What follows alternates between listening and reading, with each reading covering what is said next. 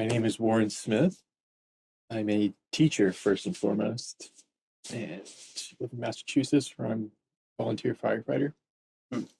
And I teach part-time at Emerson College, background in filmmaking, so movie producing, screenwriting, and stuff like that. What made you what made you get into filmmaking?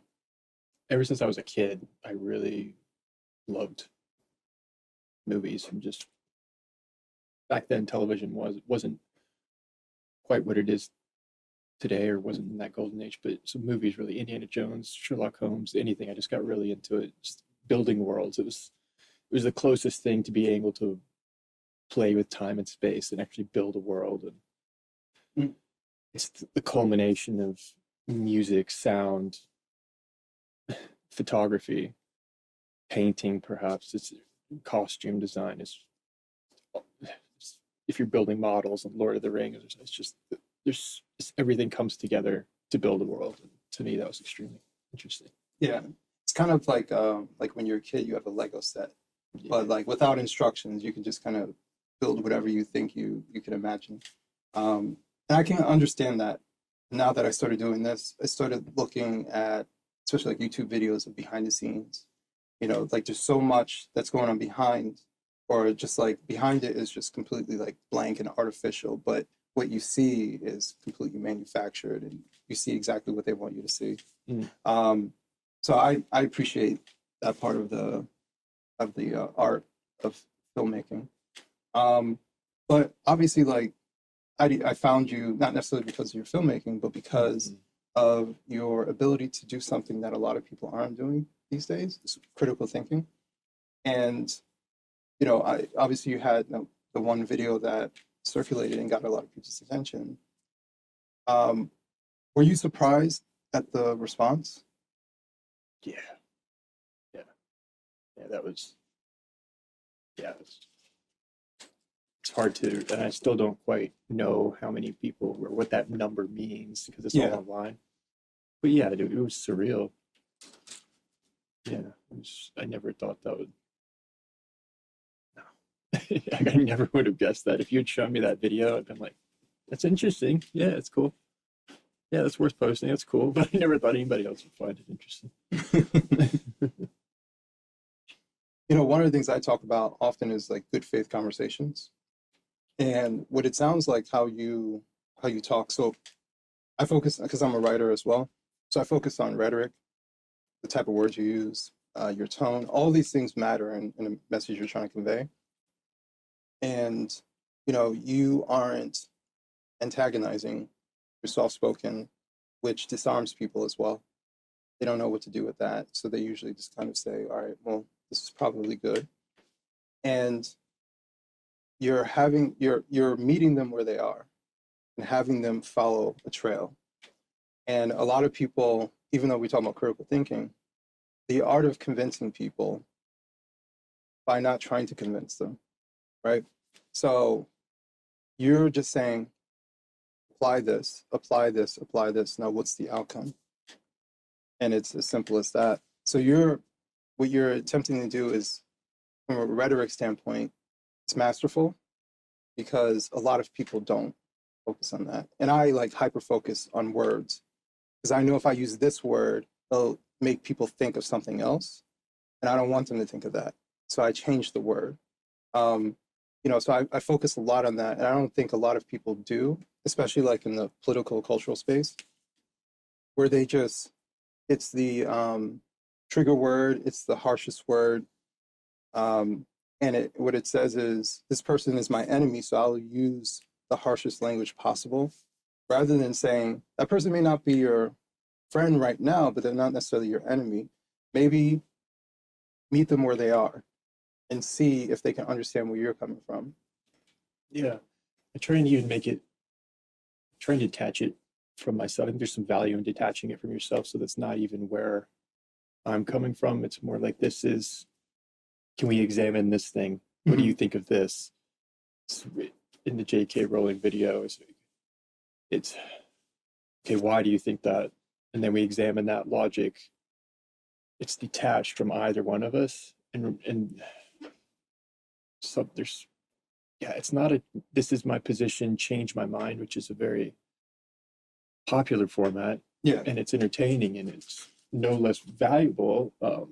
It's no less informative, but it's different in a way that it's something more like when you can acknowledge your own ignorance as well. Like I know nothing, just as I don't know anything more than anyone else. It's just what you can deduce from what you know, and just saying this is the least bad option I have found, because there's no perfect solution to. I think it's a massively important thing to understand. Everyone thinks that if there's a flaw in the system, you have to throw out the system itself. Mhm. There's nothing is going to be perfect. And so it's just finding this is the least bad option I have been able to detect up to this point. Can you offer anything better? Mhm. And then when that dynamic, now they have to contend with that. Well, they don't have, but they're contending with that in a way where they're actually trying to offer something. It's different than being defensive or Yes. arguing. It's examining that thing, which to make that thing better for both of us and all of us. Yeah. Something like that. No, I understand exactly what you mean. The one other thing is you respect the person that you're talking to. And I think that is important when it comes to having someone do like a mental exercise, right? You're not saying, like you said, you're ignorant about something, Mm-hmm. right? We're all ignorant about something, you know? But you're having that person challenge themselves, look at it, examine it, and come up with a conclusion. And that conclusion may be different than what you might be thinking, but you're dissecting it. Why do you think the critical thinking, aspect is kind of missing? Or actually, I will say this. I think the reason why you're getting so much response is because a lot of people feel that critical thinking is missing. I don't know if you feel that way. I've seen, a lot of people saying that, and apparently that's why it resonated. Mhm. But at the time, I didn't even consciously think I'm engaging in critical thinking. Mm. It was more just like, okay, wait, there's a statement there. Is JK Rowling, is that fair? And then examining it, and that's just the most effective way of doing that. It's the question, why? That is the question. Mhm. The root of all of this. Why does there seem to be a lack of critical thinking? And I think, okay, well, when subjectivity versus objectivity, when subjectivity takes prominence, subjectivity can't contend with critical thinking, because subjectivity, it's all based on your lived truth, Right. your truth, your emotions. So there's no space for both of those two things to exist, that and critical thinking, because the second you apply critical thinking, you can't apply critical thinking to your truth. Right. Because that is based on the premise that there's an objective truth. Mm-hmm. So perhaps there's something like that lying at the core of this. Yeah, that's what I would say. It's the battle between, not the battle, but the shift that, and I understand the intentions. I understand the noble pursuit of wanting people to be comfortable, wanting everyone to be as happy as possible. Of course, we want everyone to be comfortable in the classroom and whatever topics, but then that has an effect on what topics you can. If you're going to have everyone be comfortable, there's no possible way to discuss everything, or to even, some things will have to be off bounds. Right. Comfort is an interesting word, because I think you're right. There's an aspect of being, living in America. I don't know. Have you done some traveling abroad? Mm-hmm. Okay. Yeah, a little bit in Italy, England, a little bit in Amsterdam. Okay. I think I've been to, I don't know, like 11 countries throughout Europe, if you include Turkey as well. So and also, like, the way I travel is not necessarily like, oh, I just go to this hotel and I don't do anything else, and I get a guided tour. Like, I walk around and I do things for myself. I've made friends with people in other countries as well. And there's a perspective. And I just say, like, I have my perspective. I want to hear what yours is. And I want to kind of, figure it out from there. Because maybe I'm missing something. Or maybe it's just both things are right. just in a different context. Okay. You know, so where you're from, this is acceptable Mhm. and this makes sense. Where I'm from, this is acceptable and this makes sense. Doesn't necessarily mean that they're both wrong or they're both right. It's just different. And I just found that that part of that part being interesting from a human nature standpoint, because it goes from being right or wrong to just different. You know, we just have different perspectives, and that's okay. And even within the United States, you know, someone from Texas might have a different viewpoint than from New York, and that's okay. And what's acceptable one place is different than another. What I see a lot is people want everyone to assimilate to one way of thinking, and it's of course their way of thinking. Yeah.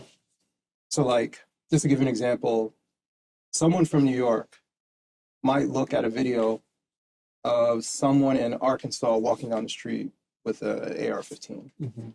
They're not doing anything; they're just walking with it, and they're like, "What the hell is this?" Because they can't conceive that it's okay there. So these people must be backwards because that's not what you should do. But it's just different, and that's okay. If you were from there, you would understand that's normal for them, and Mhm. it's okay that it's normal. They're not hurting anybody; they're just living their life a particular way. There's something there about live and let live, like, Mhm. and that was in one of those JR Rowling tweets where it was like, I don't want to infringe on your ability to do what you want to live. As long we have these first principles, we Mhm. have laws, which is really where the rubber meets the road. So you know when you cross that parameter, obviously, we know as a society. So as long as you're within those parameters, you're not hurt, do your thing. But once the line that occurs is what is important to you crosses over onto what is important to someone else. Yeah. That's when conflict arises. Yeah. Whether it's around the debate about spaces and bathrooms with trans identifying people, or Second Amendment rights, or First Amendment freedom of speech. Mhm. And I've been noticing in the recent debate occurring right now in conservative spaces around the Christ is King conversation. Yeah. Which is interesting because what is important to you, the problem is once you bring in, and I'm someone who I would consider myself religious, but I keep it more, it's less about talking about it and more about how you live for me. Trying to live as though God exists, right? I do. Yeah. Because the issue comes when you feel that you have something, and it's the same vitriol that we see on the left or the right. It's when you feel that you have something that you morally, because of what you believe, must be imposed on others. Yeah. Often we see that on the left with we need to decolonialize the canon, and then that becomes, or whatever protest is engaging at that time, they take it to an extreme where you have to stand with them or you're morally wrong. Right. So that's what I think we're seeing. It's interesting to see it now. I think for me, it's the first time I've really seen a split on that side of the spectrum. And I've been trying to understand why something, subjectively, why does that subjective part of me feel, wait, what is going on? Like, Mhm. and there's something scary in it that I hadn't seen before, because any side can go too far. And then I try and identify what that is, and it goes right back to that first principle of what is important to one person can't be imposed on what's important to anyone else. Yeah. So freedom of religion, whatever God you want to choose, which is baked right into the First Amendment. So it's interesting how in that debate people are they're saying that they're fighting for the premise of freedom of speech, but within that First Amendment you also have freedom of religion. Yes. But it's the belief aspect when they feel that they're compelled for a larger reason. I have to be able to say this to someone who's Jewish, and it doesn't matter. There's no wrong contest because this is on a moral level that's above law and everything because it's coming from God itself. Right. But yeah, that's the process when something becomes larger. It becomes a moral fight for people. That's when things become imposed on other people. When we should call that out, we should check it. I'm not saying we need to respect freedom of speech, and I don't see anyone being censored in the sense of freedom of speech Right. in that debate. But I know you probably don't want to make this whole thing about that, but it was just, it's been an interesting thing just the last week. No. I think the word to summarize what you're saying is authoritarianism. I think that's the crux of everything. How do you define authoritarianism? Infringing on what other people are, like how they're trying to live their lives or what they believe, saying that they can't do certain things. Can a private individual be authoritarian? Yes. Interesting. So, from an example, COVID. If you were someone who is just like, I'm tired of this mask, right? And you go into a store, or let's say you have the mask on, but it's under your nose, right? Like, I don't give a shit about this. Someone sees that the mask isn't over your nose. They have a mask on, right? They come up to you and they get in your face. Put the mask on. Right. Right. That's them infringing on your space, right? And they're supposed to be scared of the virus, but yet they're right here. They're not 6 feet. Remember, like, if that's a real measure, but they're not 6 feet. They're right here in your face. Put the mask on over your nose. Yeah. Right. So that's an authoritarian, right? They're the ones, if you went to the park, were calling the police. Yeah. Those are the authoritarians.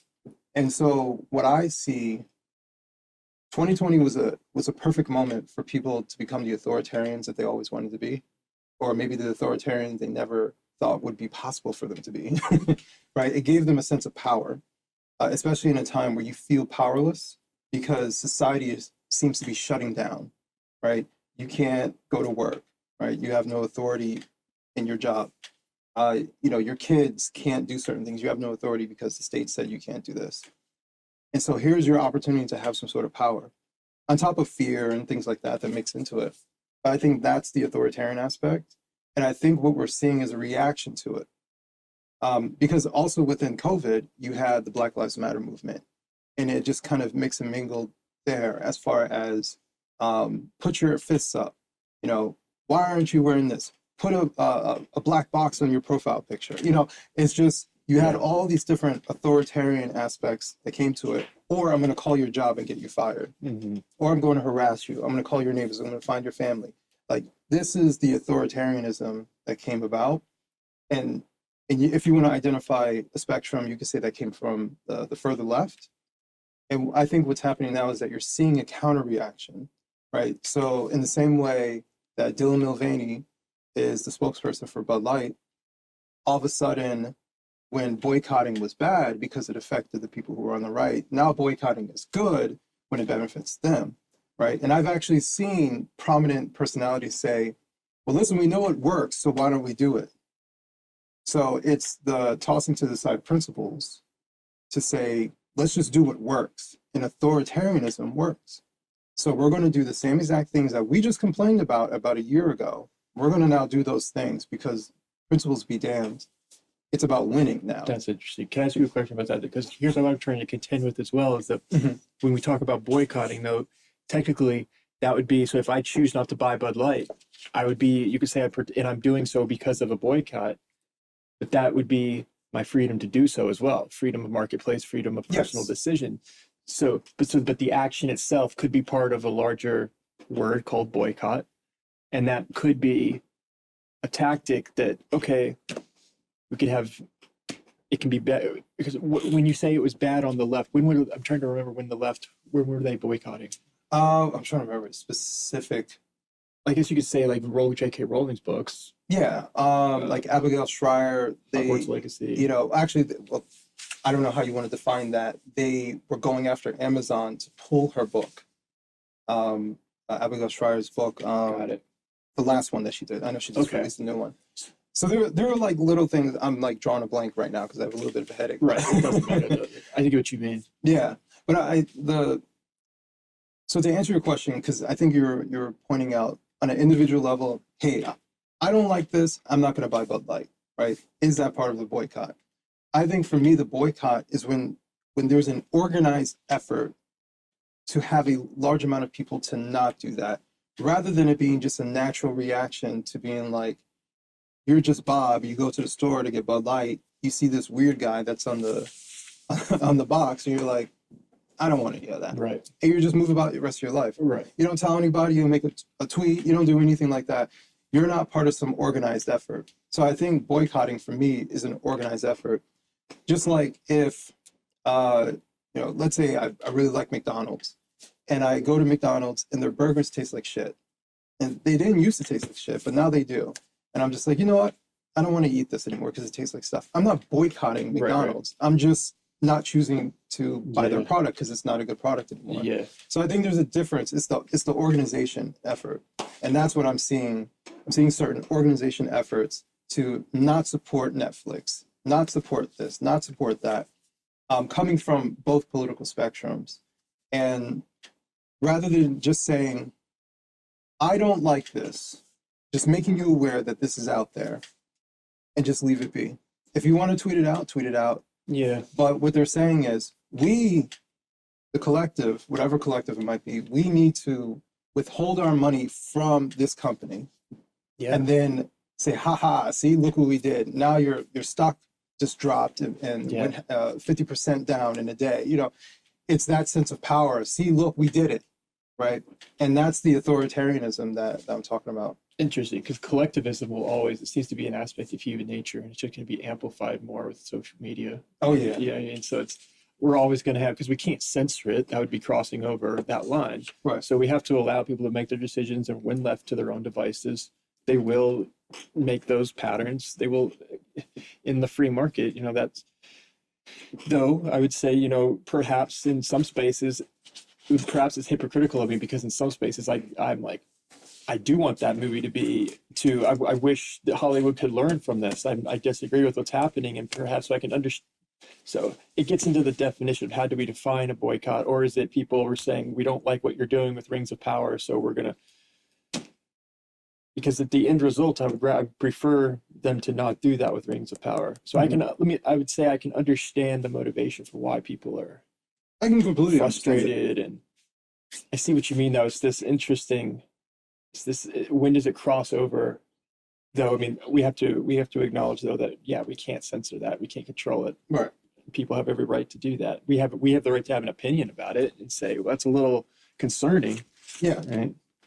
And that's absolutely true. We can have an opinion about it. For me, I have when I tweet stuff out, I have a principle.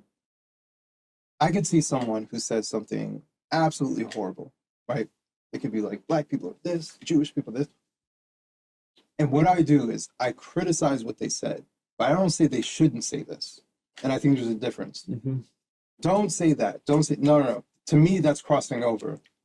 I show, usually I take a screenshot. I show what they said, and I say, this is why this line of thinking is flawed. Yeah.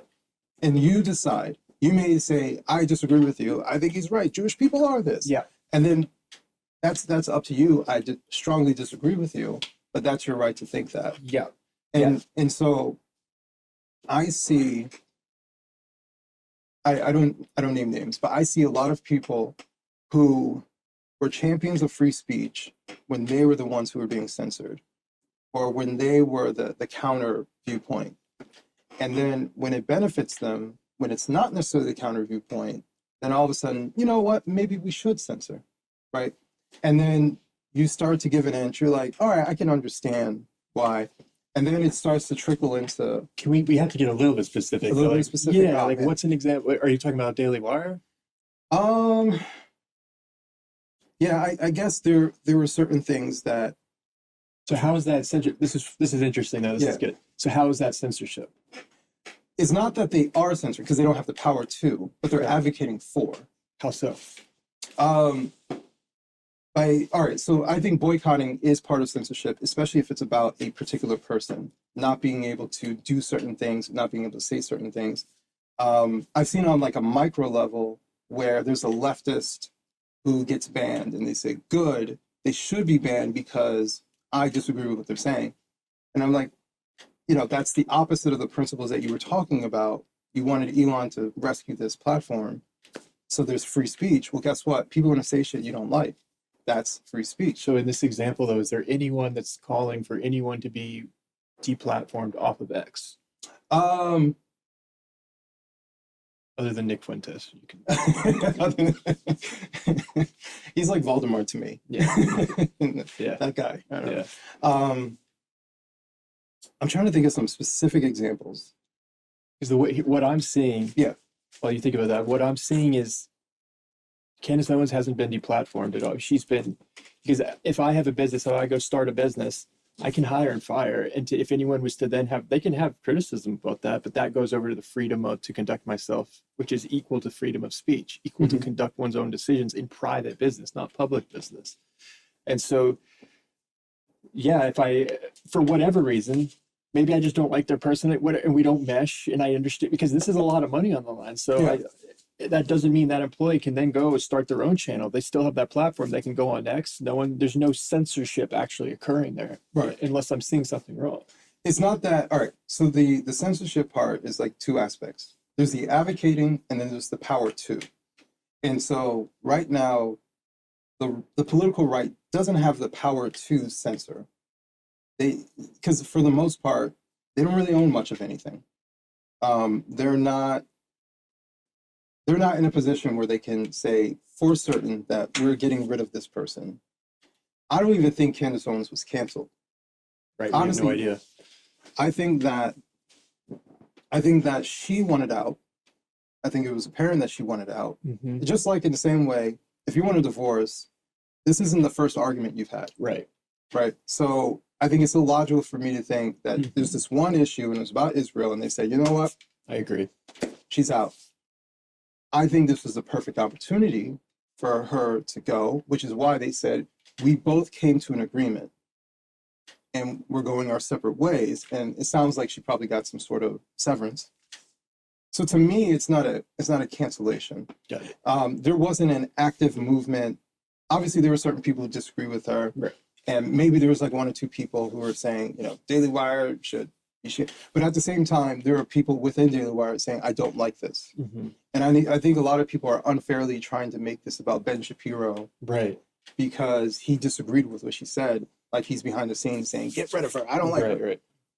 So I don't think she was actually canceled. Okay. I think it was a split that both of them wanted. Okay. And I don't think this is the first argument in this relationship between the two. Yeah. So I think I've heard people, because they automatically assume, oh, this person they say that she was fired. I don't even think she was fired, but let's say if she was, she's not being canceled. Right. Like this is a business, and Daily Wire has shown themselves to be very much so business-like. They're not going to get rid of an asset just on a whim. Right. So I think that's, in that example, I wouldn't say she was canceled. Well said. That was, yeah, interesting. Yeah. But I wish I had more examples but there are certain things that I'm just seeing that are bubbling to the surface a little bit. How people should live, how they should dress. I've even seen people within the political right. I've seen people chastise each other because you're not enough of this. You're not conservative enough of this. During the primaries, you had the DeSantis camp go against the Trump camp, or I shouldn't say camp, but like the DeSantis supporters go against Trump supporters. Yeah. And duke it out. And the reality is that there's like a 5% difference between the two as far as what they support and what they don't support. And yet they were this constant clash, and they were going after each other back and forth. So even amongst the group of people who 95% of the time agreed with each other, they were trying to find ways to go after each other as well. So I don't know. I don't know if this is just the online space, which is hyper-political, hyper-polarizing, anonymous. You're removed, like they're not arguing like how we're sitting in front of each other, because they wouldn't do this unless they're completely fucking insane. Like they would conduct themselves in a different way, or they wouldn't actually be sitting here having this conversation. Most people are afraid of conflict. Yep. But if you give them a computer and large amounts of distance, anonymous, profile, or even if they know who you are, but you know that they're not going to come and do anything physical to you or can really harm you, it liberates you to become the monster that you can be. Yeah. Yeah, I've noticed that when when that whole video thing happened, and I started getting comments, and it was interesting when it's almost as if they don't expect you to respond. Mhm. Usually some do. Some are trying to get you to respond, but then you're just like, hey, would you like to have a conversation? Mhm. Usually 90% of the time they don't respond, they just don't do it. So They want to get out the wall. yeah, it's coming from an emotional place. But it's really interesting what you said about people, how you dress, how you're not conservative enough, and it goes back to that first principle of what's important to one person cannot override what's important to anyone else, Exactly. and that should be applied evenly. And also, I mean, granted, that's not a law. That's just going back to the beginning of this conversation where I said it's the least bad option I've been able to find. Mhm. Unless someone else can offer anything better, I don't. I'm not sure though. But I'm not sure. I don't know if things will get better in that particular arena, but I do think it's important, even if for that video where you're like, I didn't think anybody would care about it like that. I think it resonated for a particular reason. For some, it may resonate because you were talking about JK Rowling and you gave the impression like you're defending her when you weren't necessarily. You were just doing an exercise, and they liked that. So people may use that particular conversation for whatever may benefit them. But I do think there's an aspect of people wishing that there was more critical thinking. I do think that there are some people who believe that they're always being critical when they think. But I think people think that because it's what they believe, right? It's like, of yeah, course I'm thinking critical. That's why yeah, this is my opinion. It's yeah, like, no, because you have to be able to apply the same thing to stuff that you don't like yeah, as well, and it doesn't match, right? And to me, right, that's being principled, which is why, like, politically for me, I'm an independent because I have a hard time saying that I support everything that this camp does when I know that the other camp does the same stuff too, as like they both do the same type of rhetoric. Um, there's differences here and there, maybe some policy positions that are different, but they're people, right? Some yeah, are immoral, some aren't. yeah. It's not going to be perfect on either side in the same way that there's no perfect system. Mhm. It's just democracy is flawed, but doesn't mean we throw it out. One of my favorite quotes, the ones I use the most, is Winston Churchill: "Democracy is the worst form of government, except for all the others." Mhm. There's so much wisdom packed in there. Yeah. It's so often I find myself going back to that when I'm in conversation with people because it echoes exactly what you're saying. Yeah, so there's no, I mean, it's human nature. No human's perfect. Therefore, no organization of humans is going to be perfect. Mhm. So the right's not going to be perfect. No. So, yeah, and it's something about, and it was witnessing this in my own family around when Trump was president. And there was just this mental this is, people call it Trump derangement syndrome, but it was this override of emotion to where nothing was good. They couldn't even recognize anything positive because Yeah. regardless of how they feel about him, nothing could be said positive about him. And I was thinking that could be dangerous. Like that kind of thinking could lead to catastrophe, I should say, wherever it's seen. I had never seen that before. Me either. I think the closest I've seen was George W. Bush, especially prior to his reelection. I think that's when like vote or die was a thing. Like that's very extreme. If you like, if you don't vote, everybody's gonna die. Um, I remember the depictions of him being the Antichrist, and like I sort of I remember those. I wasn't like super political, but that should tell you something because I wasn't even super political. I still remember the rhetoric coming from even pop culture figures um, about the importance of not electing George W. Bush again, and of course we did. But and everything was fine. So I do think that there's a lot of scare tactics within politics, and your loved ones. Unfortunately, I try not to blame the people who are victim to scare tactics, and be more so critical of the people who are implementing scare tactics. But I do think that that's a lot of it. I think I've written articles talking about like the industry of nihilism, especially on the political right, because they perceivably don't have institutional power. So they're the underdog. Like it's like a chronic underdog syndrome. And they go into stuff expecting to lose and happy when they win. Like it's the complete different mindset. And when I was a Democrat, it was the opposite. Like there's scare tactics on the left, but it wasn't always like they're like, here's what we're going to do to win democracy back, or here's what we're going to, there's a plan. And what I started noticing was that all these different people were buying into, there's nothing I can do. They're buying into, we lost because it was taken from us, right? The election was lost because it was stolen. So everything is about victim ideology. Everything was done to us. There's no hope, right? It doesn't even matter if we go out and vote again. They're going to steal the election again, right?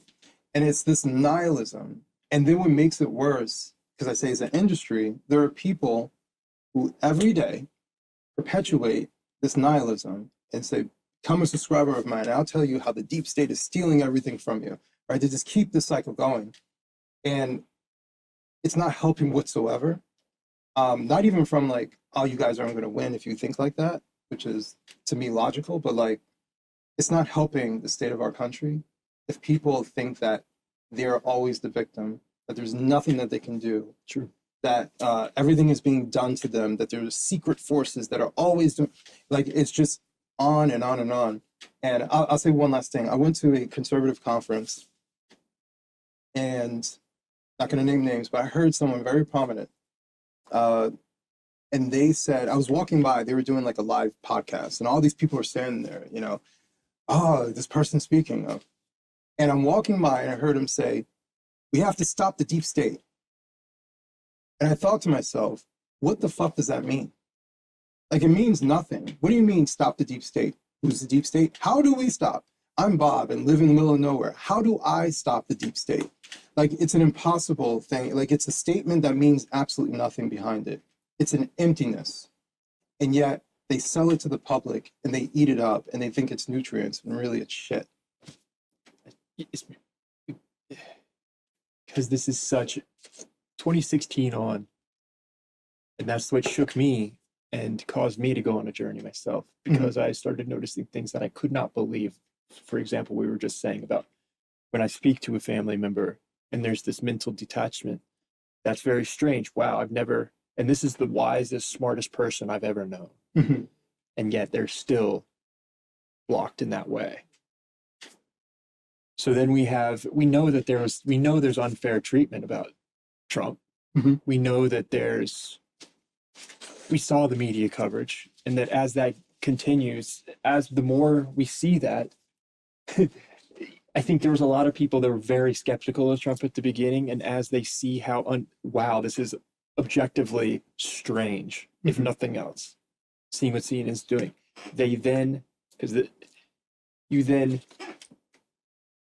your perspective changes as a result. And so, and then 4 years of that, and so we know objectively I think we could say that there's unfair coverage, just at the least. Okay. Right. So then we do have an election, and then so you have the outcome of the election, and then there's people. So, in one sense, the statement that the election is unfair, you could make an argument for that, just given the fact that we just established how the coverage was unfair. Right. So semantically, yes, that would be true. Because it's such a strange landscape, it seems you have this whole, where we don't have a ground underneath us. We're in such a strange time you feel so many people are feeling as if they are waking up out of a matrix, and they're just like, how can I turn on a mainstream news channel playing in the hospital rooms across the country and see this? That makes you then, if you question one aspect of it, you logically begin to question everything else.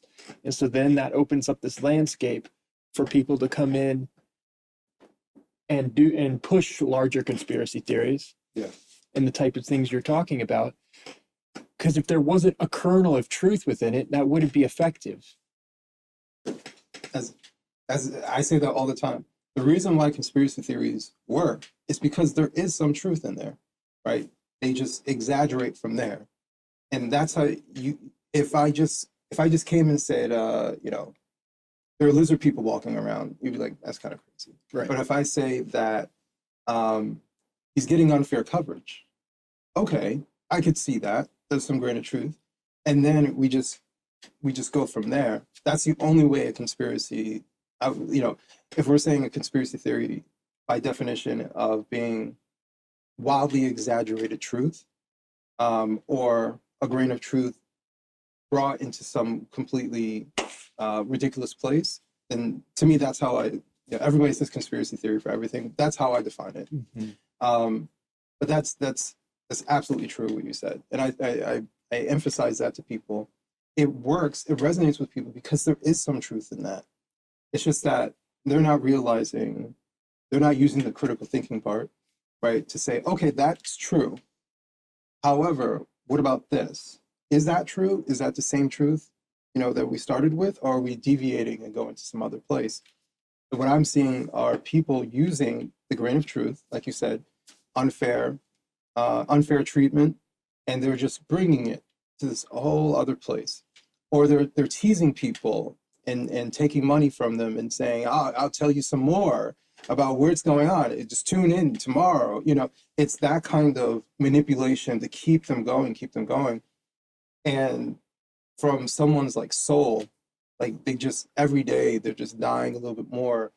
They don't believe the people around them are what they really are, because everything seems to be a lie. And, so it's just, I think it's especially for certain people, it's truly demoralizing. And I think it ruins people's lives.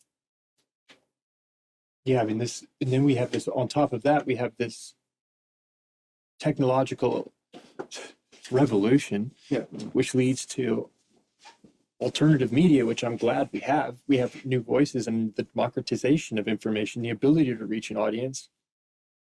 I mean, like what we're doing right now, we have the ability to do that like never before. Right. But then how do we separate out the people that rely upon these stories that we might call conspiracy or whatnot, and to the more dramatic, like you were talking about when you walked by in the Republican convention, you hear the person talking about, that's a story, because we see the world through stories, and conflict drives story. And the more remarkable the story, the more people want to listen. And it's, yeah, because then once you're making money off of it, and that's your core business model, every changing your mind, critical thinking then can become a money loser, a way to lose money, because you don't necessarily want to engage in critical thinking, because you're thinking about your business first and foremost. Absolutely. And that's just part of human nature. I understand that. And so there's not going to be a solution that could be implemented legally, and they're not, because that would mean censorship. And so the least bad option is still democracy, the democratization of information. It has to come down to each individual. Therefore, the best solution is through education and talking to people. And I guess that's where critical thinking comes in, is to be able to look at that podcaster and say, all right, okay, what is their business model? Like, where are they coming from? Where is there any potential for bias here? And think about it through that lens. Because they're not all going to be bad. They're not all going to be good. Yeah, it still comes down to democracy, I guess. As far as I can see. Yeah, it does come down to democracy. And the other issue that we face is, especially if you're talking about, like,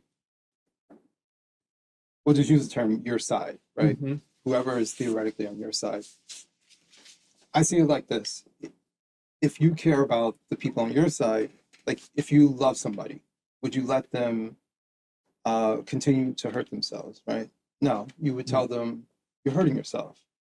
And even though they don't like that, you know, having that light reflected back on them and having to examine themselves like I am hurting myself, that's the right thing to do. And maybe they get pissed off and they walk away, but that's what love is. You tell someone the truth in the best way that you possibly can. Yeah. And what I see is people who are claiming to be warriors for their particular side, and they have this mantle, everybody holds them up, and someone says, guys, I don't think this is helping. Everybody is quick to go after the traitor.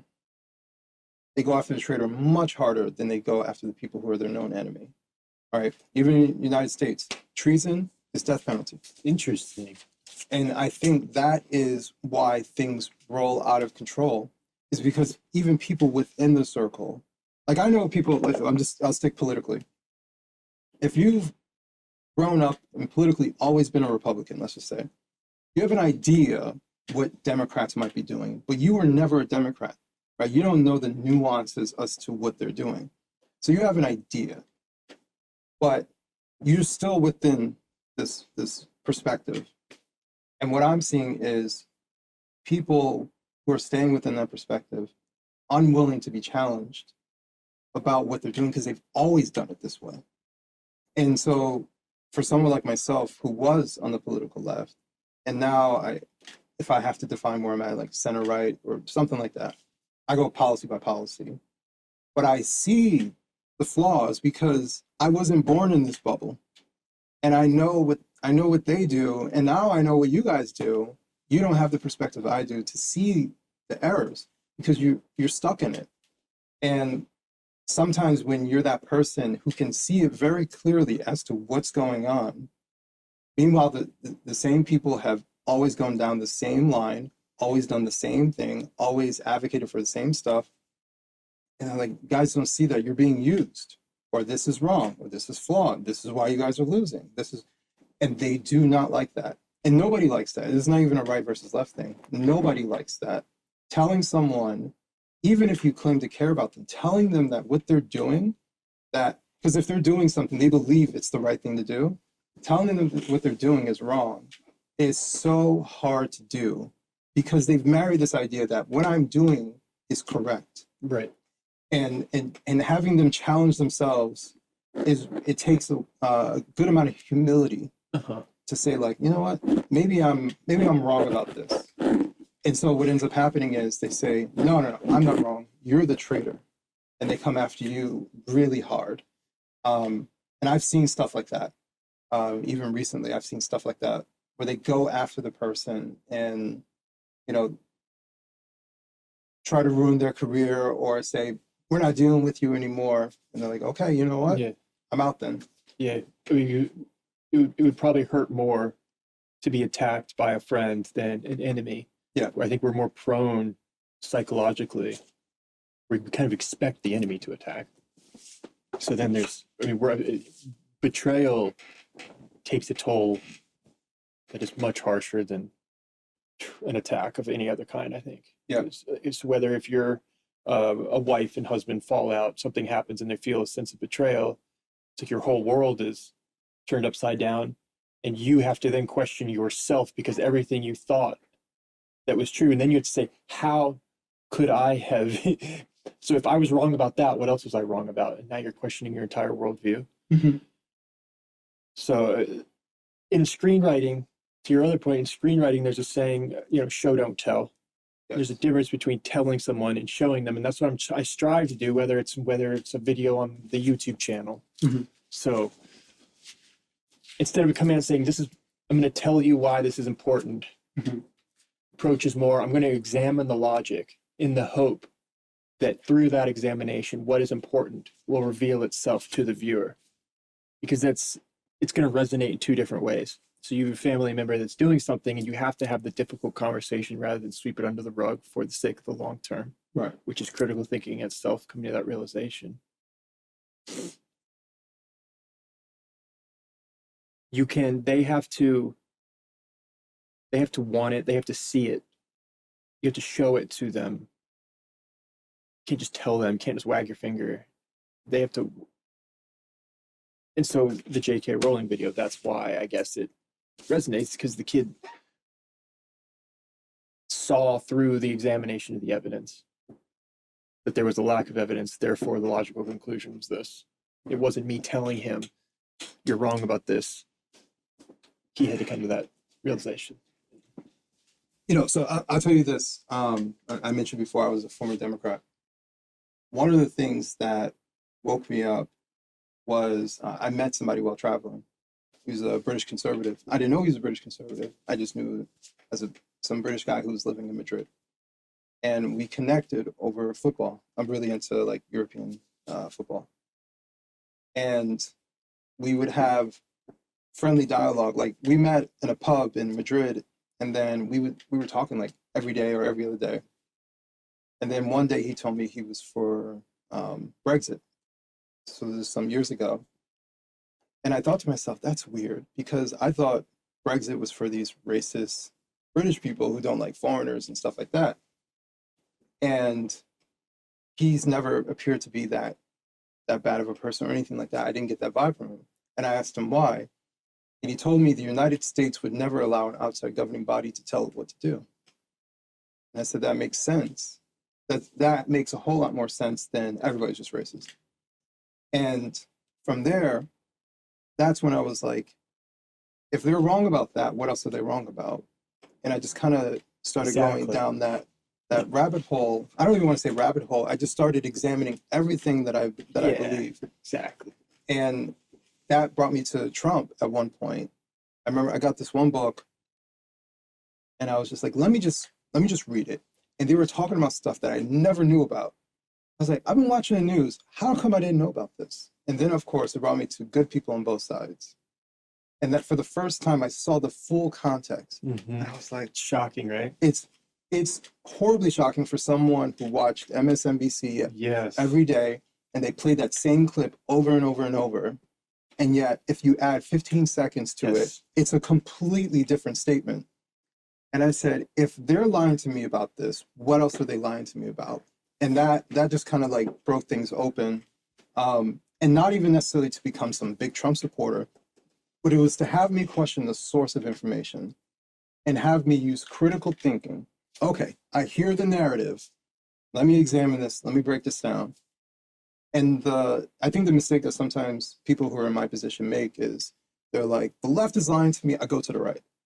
And for me, I started to say, all right, the left-leaning news is lying to me. I'm gonna listen to independent news, and I'm gonna listen to progressives. So for months, I listened to progressives. And I understand how progressives think, what they advocate for, and why they advocate for these things. So, okay, now I'm going to listen to conservatives and libertarians. Let me see what they think. And I started listening to that exclusively and seeing what they think. My YouTube algorithm must have been crazy at the time because I'm jumping all the way around. And there were some progressives I still listen to. I listen to Jimmy Dore still. And, but I wanted to take in all this information to assess. And I think that there's that assessment aspect that's missing. Everybody's looking for confirmation. Like, thank you for saying the thing that I was already thinking. Thank you for confirming that I was right. Or making the argument that only confirms what they believe and excluding this portion, which changes everything.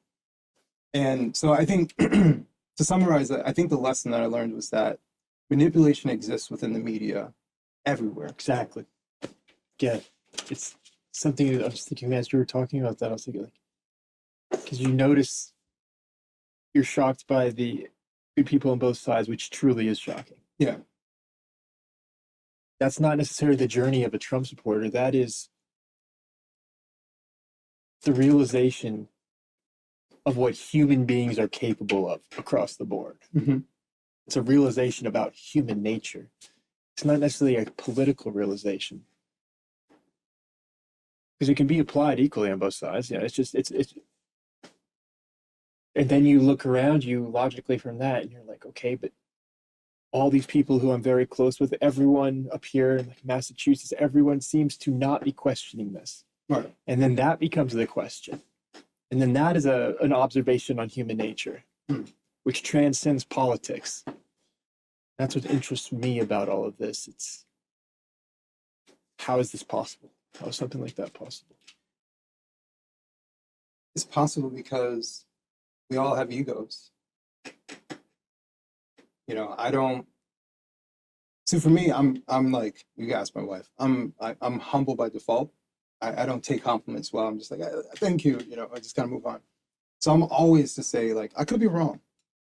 This is how I feel. This is what I think. But I've had people send me DMs, politely say, actually, so on and so forth. I'm like, you know what? My bad. I'll delete the tweet because I was wrong. I don't want to spread false information I didn't know. Or I changed my mind about it and I don't say that anymore because I was wrong. I'm missing this detail. I think there's a bit of humility that's missing because the ego has been uplifted, and it's about like the my truth, you know, that particular mindset. It's about how I feel and what I think. That's what everybody else should be doing. Why aren't you doing the thing? Why aren't you putting the Ukraine flag? Why aren't you putting the Israel flag? Like, why aren't you doing these things? Because this is what I think we should do, and you should be doing it. Right. And that's when we cross into authoritarianism again. So it's that ego that we can't move about just how I feel and, you know, put blinders on and just say, Warren, you do your thing. And I respect that you're doing your thing. I disagree with on this, but I'm going to go over here and do my thing. It's saying, not only are you doing the thing that I don't like, but I'm going to tell other people, and I'm going to bring the mob towards you. You know, like we were driving through here and we see like the Black Lives Matter signs and stuff like that. And you're the one who doesn't. There was that flag hanging up outside that was there when I moved in. Yeah. And I don't know what time it is. I don't want to take it down because then the neighbors will be. See, that's exactly it. And you become like this mark. Like, why did, like, I always go back to Seinfeld. I don't know if you're a Seinfeld fan. A little bit, yeah. A little bit. When they do the AIDS walk. Kramer, why aren't you wearing the ribbon? I don't want to wear the ribbon. Yeah, like, what, you don't want? I was like, I'm here, aren't I? I'm here at the walk. I'm doing the thing, but put the ribbon on. I don't want to wear the ribbon. Exactly. It's that kind of mentality that it doesn't even matter that you support it. You have to do exactly in the way that we want you to support it. Yeah, that goes right back to the beginning of our conversation. That's a great cap on it too, because what matters to one person cannot be imposed and cross over onto what is important to someone else. All right. It's live and let live. Whether that is thinking someone is wrong for being Jewish and they have to agree to the Lord that you want, or it's having a Black Lives Matter sign. And it's conversations like this, hopefully, that will prevent or allow people to think for themselves. Absolutely. We're nearing the end. I always ask the final question. So, are you optimistic about the future? Yes. Yes, I am. Perhaps, I mean, am I optimistic about? Well, I think we live in, we were talking about the democratization of information, this technology. That does make it more difficult for gatekeepers. When you have people that it makes it more difficult for the CNN, the good people on both sides, debacle. If it were not for alternative technology and media and the ability for people just to talk on X, YouTube, and that's where that came from, because prior to that, it was just that. And they got comfortable and complacent, and that's where that system was built. And I was oblivious to it. Almost everyone was oblivious to it. Yeah, that's all there was. You couldn't see that you were, wet when you're swimming in the ocean or whatever. It's given that that's a good thing. Can it be used for bad reasons? Yep. Democracy had, but it's still the worst form except for all the others. I don't think I think we have it better than our grandparents and parents before them and ancestors. So we walk around with supercomputers in our pocket. Could it go bad? Yeah. But it has the potential to go really good as well. It depends on how we wield it and our decisions. I'm an optimist by default. I'm realistic about certain things, but I always think that there are always going to be problems. But there's just going to be different problems. I was talking to someone about the 1960s. You had RFK Jr. or RFK assassination, Martin Luther King assassinated, Malcolm X assassinated. I think was it I forget, one of the presidents was his assassination attempt failed. Oh yeah. I always forget, is Gerald Ford? I forget one. Yeah, I'm forgetting to. But that was the problem of the time. We're not necessarily having that problem, thank God, and we're not worried about it necessarily if someone is attempting to take out our president. But those were the problems of the time. Like, we have different problems now, and so some of those problems are going to be resolved, and then new problems are going to show up. 20 years ago, we weren't worried about mutilating children. Now we are. It's just like, these are the problems of the moment, and some of those things are going to go away. But there's always some sort of progress. And I think there's always some sort of light that we can focus on. If we allow people to have us only tunnel vision on the negative, that's how we get manipulated. We are driven to staring at the car crash, and turning our head. That's within us, right? We have to deny that and keep on the road and not look to the side. So we're not manipulated into that type of behavior. And so we have to find some sort of balance between the two. But I think nihilism is like a really, really big driving force, especially in online spaces. When's the meteor coming? That type of language. Yeah. Like, we have to be appreciative of what we have despite there being problems, because otherwise living that life is absolutely horrible. I wouldn't wish that on anybody. So that's why I'm like an optimist by default. I'm realistic, but I'm saying, but you know what? Things are still trending in a better direction. But thank you so much for allowing me into your home and having this conversation. Yeah, this was great. Thank you for taking the time. It's great to actually be in person. Yeah, with somebody. This is like the first time I've done it in person, and it makes a huge difference. This was really cool, and I hope people find this beneficial in some way. Absolutely. Thank you. Absolutely. So much. Yeah, thank you so much for having me here, and we'll stay in contact. Absolutely. All right. Absolutely.